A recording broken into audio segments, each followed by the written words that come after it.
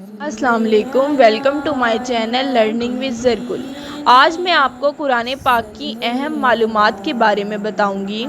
قرآن پاک اللہ تعالیٰ نے ہمارے پیارے نبی حضرت محمد صلی اللہ علیہ وآلہ وسلم پر حضرت جبرائیل علیہ السلام کے ذریعے نازل فرمایا۔ قرآن مجید میں 114 سورتیں ہیں، جن کا آغاز سورۃ فاتحہ سے اور اختتام سورۃ ناس پر ہوتا ہے۔ قرآن مجید کے 540 رکوع ہیں۔ قرآن مجید میں خیرات کا حکم 150 بار آیا ہے۔ قرآن مجید کی 7 منزلیں ہیں۔ قرآن مجید کا دل سورہ یاسین ہے۔ قرآن مجید میں 150684 یعنی 1,50,684 نقطے ہیں۔ قرآن مجید میں 323,671 یعنی 3,23,671 حرف ہیں۔ سبحان اللہ۔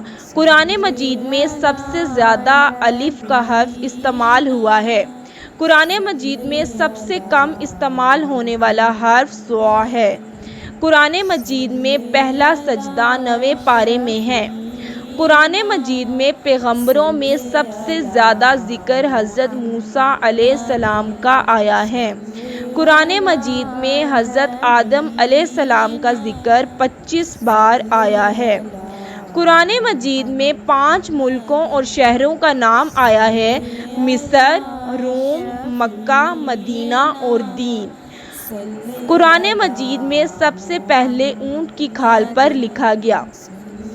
قرآن مجید کو پڑھنے اور پڑھانے والے کے بارے میں رسول صلی اللہ علیہ وآلہ وسلم کا فرمان ہے۔ صحیح بخاری کی حدیث ہے، رسول صلی اللہ علیہ وآلہ وسلم نے فرمایا، تم میں سے بہترین وہ ہے جو قرآن سیکھے اور سکھائے۔ سبحان اللہ۔ صحیح مسلم کی حدیث ہے، رسول صلی اللہ علیہ وآلہ وسلم نے فرمایا، قرآن پڑھا کرو، قیامت کے دن وہ اپنے پڑھنے والے کے لیے سفارشی بن کر آئے گا۔ سبحان اللہ۔ اللہ تعالیٰ نے قرآن پاک کی حفاظت کا ذمہ خود لیا ہے۔ سورہ الحجر میں اللہ تعالیٰ فرماتا ہے، بے شک ہم ہی نے یہ قرآن نازل کیا اور بے شک ہم ہی اس کے محافظ ہیں۔ سبحان اللہ۔ جیسا کہ ہم سب جانتے ہیں کہ قرآن پاک کی حفاظت کا ذمہ اللہ تعالیٰ نے خود لیا ہے اور خود اللہ تعالیٰ نے قرآن پاک میں یہ بات بیان فرمائی ہے۔